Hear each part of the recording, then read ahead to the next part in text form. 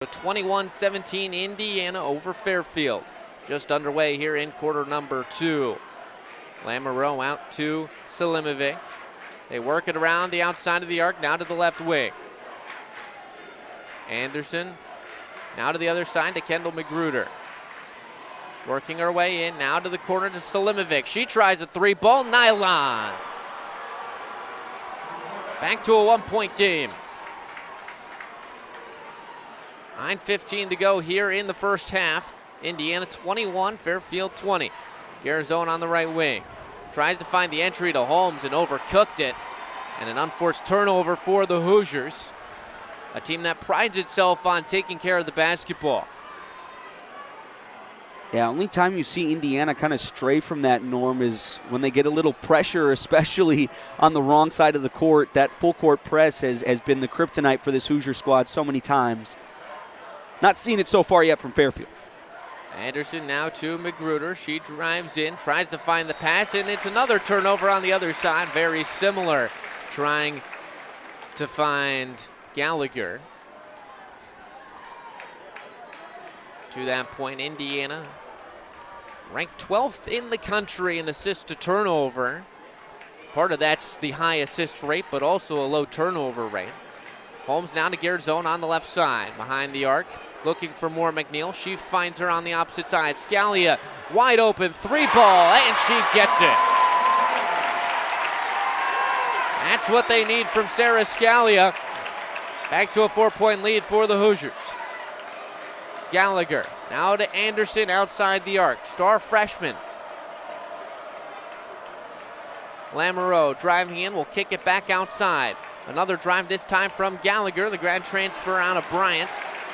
And Indiana slowing them up. Shot clock down to 7, and a foul called against Chloe Moore McNeil for a reach-in.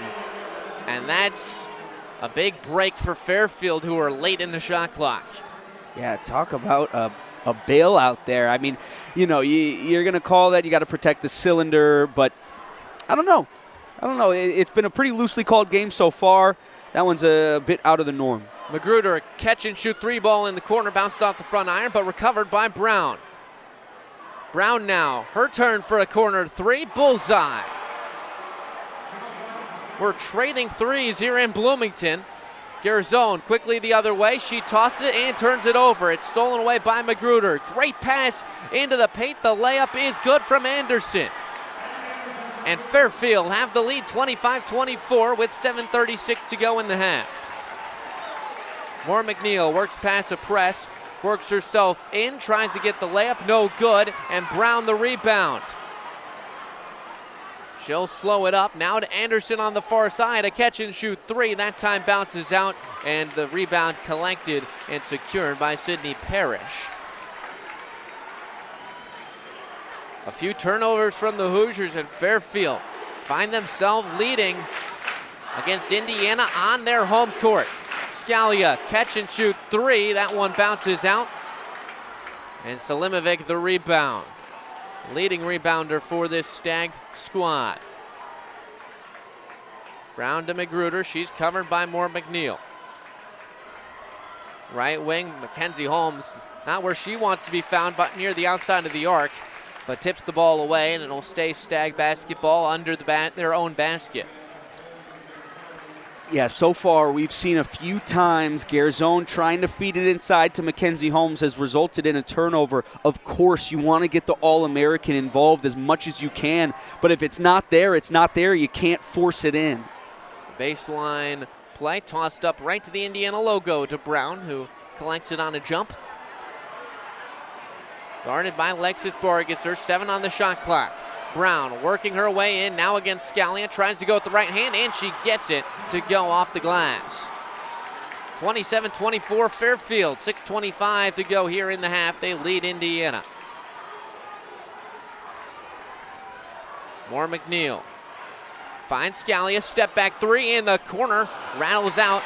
Meister could not collect the board, and it'll go the other way. Brown. Entry pass in to Daliba and kicked out once again. Fairfield controlling the tempo right now. Magruder on the left side.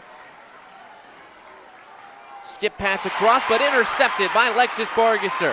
Hoosiers have a 2-on-3, and it'll be slowed up to Moore McNeil. She tries a three. That one goes out, recovered by Meister, and she is fouled. Had her legs almost taken out from under her. And with 5:44 in the half, Indiana will have the basketball. So Stadler, the lefty, will trot on up to the plate with a pair of runners in scoring position. Hitting .250 on the year.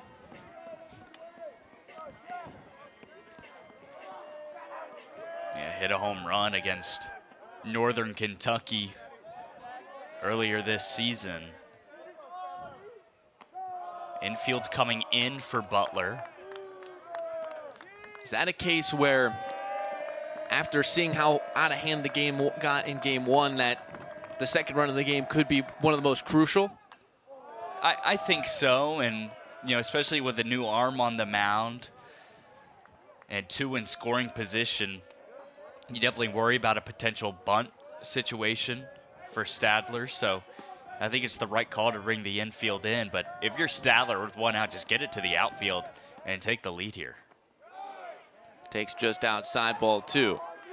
Gotta think he's thinking up on his swing right now. He's knocked home 9 runs in his first season in Cream and Crimson. The 2-1 delivery, breaking ball. That one drops on in. Runner on third is Wiggins. The runner on second is Josh Pine, who doubled homer run to tie this ball game up. The 2-2. That one served into center field. Coming in is Urban. He'll make the catch. Both runners are going to tag. Pine will think the better of it, but Wiggins will come to score, and the Hoosiers take the lead here in the fourth. Exactly what he needed to do. Got up on the ball, lifted it out to center. Good enough depth to the point where Wiggins could score, not deep enough or in right, so Pine could advance. But Stadler does his job, and once again, Indiana proving why they're one of the best teams at sac flies in the Big Ten and the country.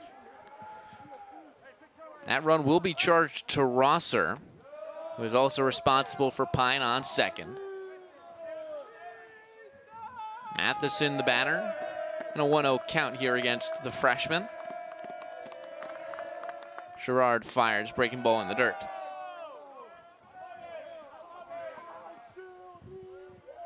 Sherrard, one of two guys who's at least entering as a two-way player for Butler. He's gotten one at-bat so far today, his first of the year. That one's chopped foul. The other one, Adam Galdoni, another freshman from Illinois.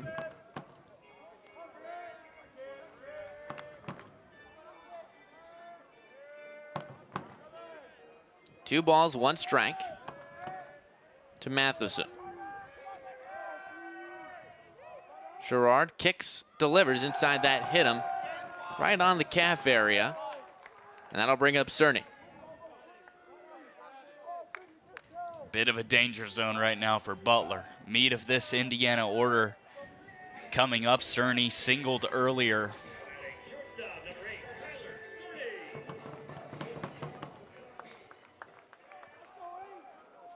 Cerny singled in the first, struck out his second time up.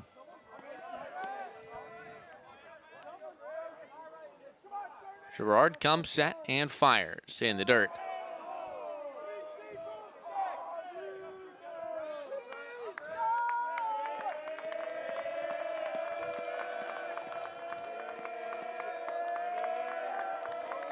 Another situation with runners in scoring position for the Hoosiers as Cerny takes a called strike, framed perfectly on the outside corner.